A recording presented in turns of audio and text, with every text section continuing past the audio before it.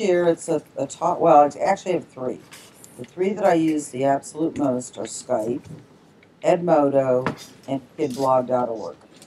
Edmodo, are you familiar at all with Edmodo? No, I haven't heard of that one. Okay. Edmodo is touted as the Facebook for classrooms. If you opened up Edmodo, if you logged in, it's a free service, and you opened up, you signed up and got an account, you would go, oh yeah, this looks a lot like Facebook. Uh-huh. You know, you would be familiar with the setup. And what's nice about it is my fourth graders who are not old enough to have an email account Uh-huh. can be on Edmodo because I set up a group. I give them the group code. They go into Edmodo. They say, I'm a student. They put in a username. It asks for they have to set up a username and a password. Asks them for an email, but it's optional. And then all they have to do is enter the code, and then they're in the group. Oh, So that cool. they go on every day. We start our class every day. They log into Edmodo, and I let them chit chat to each other for the first 5 minutes of class.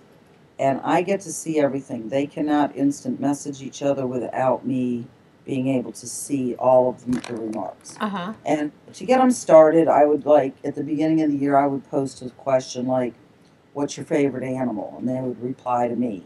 Well, Uh-huh. now I don't even do that anymore. Whoever logs on first will start out by saying, what's your favorite vegetable? Or if you could visit any state in the United States, where would you go and why? So they're doing it now. I don't even have to do it. Uh-huh. And that's what start the morning. And then in Edmodo, I can put the link to a brain pop video I want them to watch. So Uh-huh. they have an assignment, and when they log in, their assignments are listed on the right side.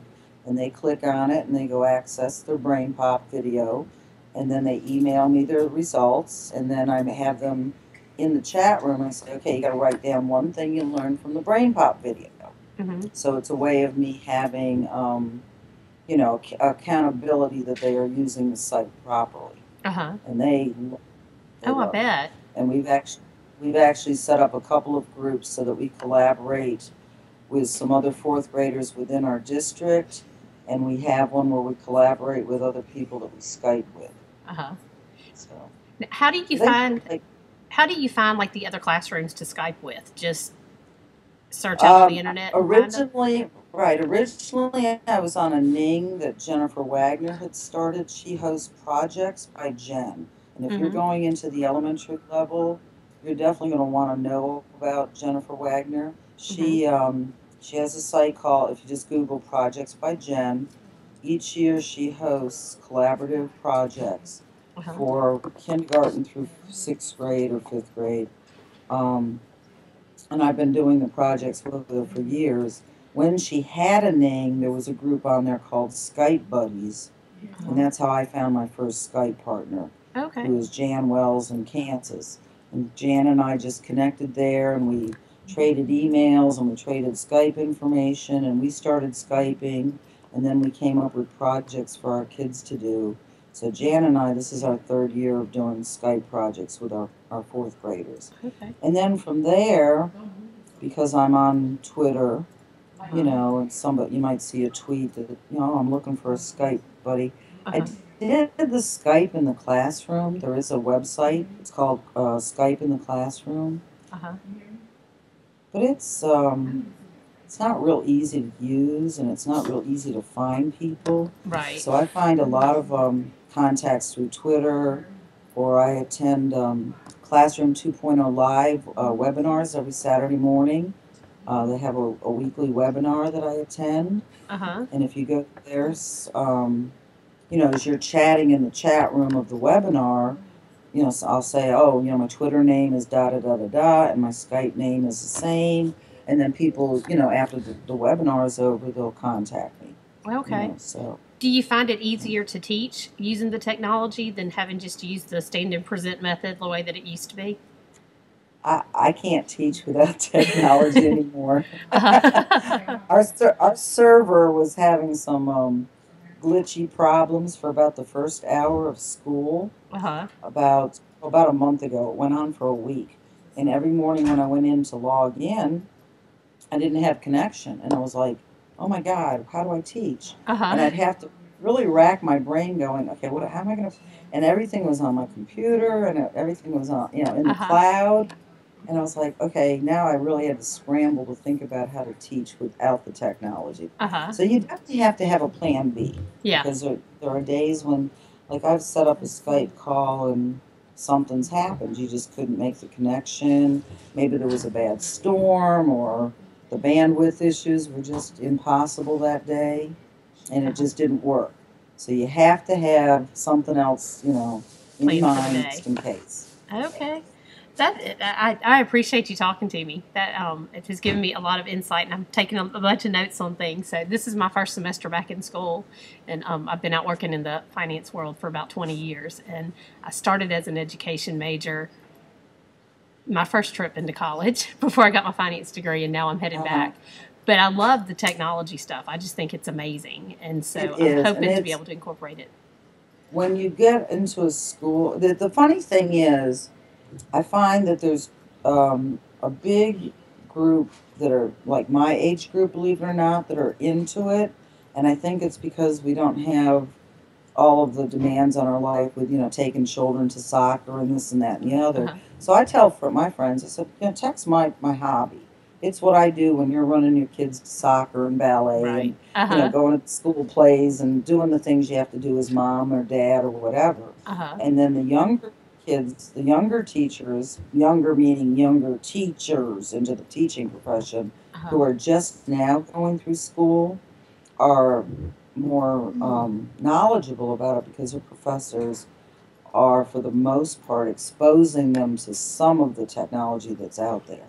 Right. And like, I had a student teacher last semester, and it was awesome because she had never done a lesson from a textbook.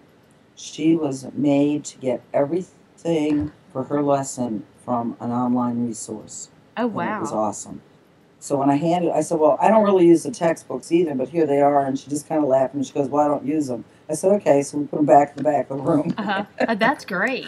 That's great. Yeah, but it's, I That's mean, what I'm hoping. I mean, hmm because I having the kids and seeing all the different teaching styles with all the different kids that I have, they range in age from 20 to 2, and so I've seen lots of different teaching styles. And but I really like the technology, and I think it holds the kids' attention so much more than just standing up there and teaching to them out of a textbook.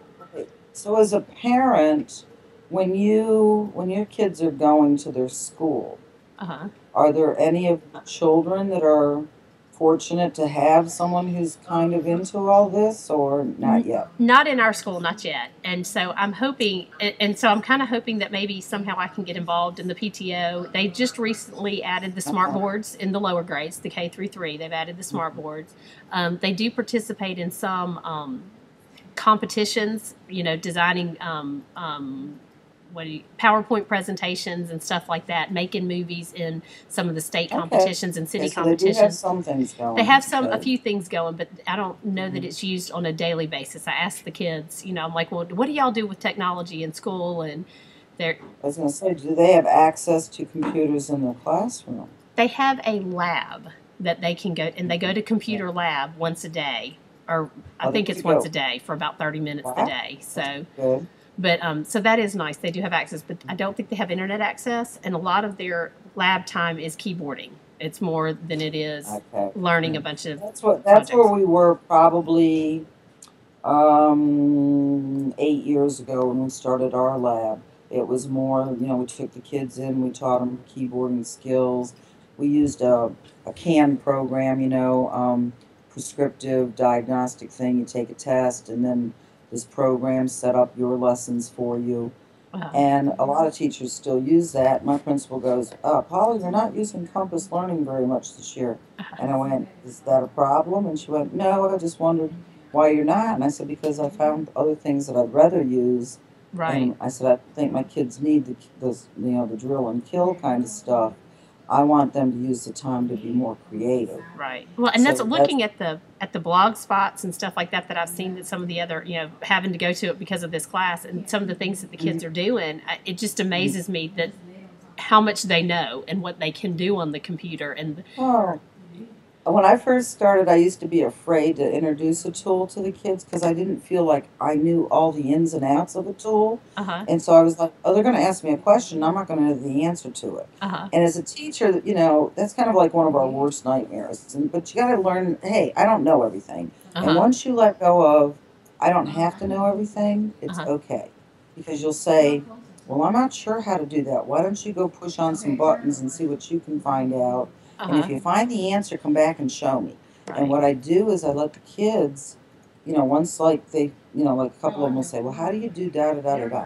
So one of them will find the answer, and I bring them up to the front of the class and I say, okay, here's the Promethean board, here's the setup, walk us through it, show us what you learned. Uh-huh. And learn as much from them as they learn from me. So I'm not afraid anymore to bring a tool into the room and let them start using it. Uh-huh. You know, and I'm like, and I expect to learn something new from you about it. Oh, And right. they do. They're great at it. Yeah, and Like that. using Glogsters, online posters. Mm-hmm. Um, it's pretty straightforward for the most part if you're used to online stuff. But there are some little gadgets in it that I just kind of ignored because I didn't want to use them. Well, our netbooks have webcams, so there is a way that you can actually, like us talking right Uh-huh. now, if I wanted to, if I was in Blockster, I could actually turn on the webcam and record, probably a 2-minute segment of this, Uh-huh. and then upload it to the Blockster. Well, the kids, of course, they all wanted to do that, and I said, I don't know how it works, guys. I'm sorry. Uh-huh. Well, within a day, I had a whole bunch of them that had learned how to do it. They They had were figured it like, out. okay, Miss Noggle, I can show you now. It's Uh-huh. like, great. Uh-huh. I think they're so So inquisitive. you just got to be willing to let them experiment. Right. Yeah, I think that's the biggest thing too, is Hmm. just not being They're not afraid. afraid to push buttons. I Yeah. think we're going to break something, Uh-huh. and they'll try anything. Oh yeah. They're Oh like, what yeah. does this do? Yeah, Oh so yeah. They're not they're, afraid. And that's probably the best part about being a kid is you're not afraid to try new things. You haven't been clouded or contained to the point where you're afraid to do anything new. exactly. And as I've gotten more Right. And as I've gotten more into technology, the thing is when you start learning the bells and whistles of one website, a lot of it does transfer to other things. Like Hmm. you'll know, oh, now I know how to find the settings on most websites where before I was like, what are the settings? What do you do? How do you turn on privacy stuff or how do you share? I Uh-huh. didn't know. Now I can usually figure it out. And what's really neat about being on Twitter is if I can't figure it out and I don't have one of my fourth graders around to help me, Uh-huh. I'll send out a tweet and I get an answer. Right back. Somebody else will help me. Oh, that's really cool. So, well, I appreciate you taking time on a Saturday to talk to me. And I No apologize for problem. not being able to do it yesterday. So, No problem at all. That was fine. I kept sitting in my room going, well, I don't have her. I didn't even have her Skype name yet. So I was like, well, I can't call her. uh-huh. And then I finally saw the message. I was like, oh, that's what happened. Okay. Yeah, I Lisa, what I would love to invite you to do uh-huh. um, is to come join our class one day. Okay. To Skype into our classroom for just, even if it's just for 5 minutes one day. The Okay. best time for me is from 9 to 11, Okay. any day of the week. Okay.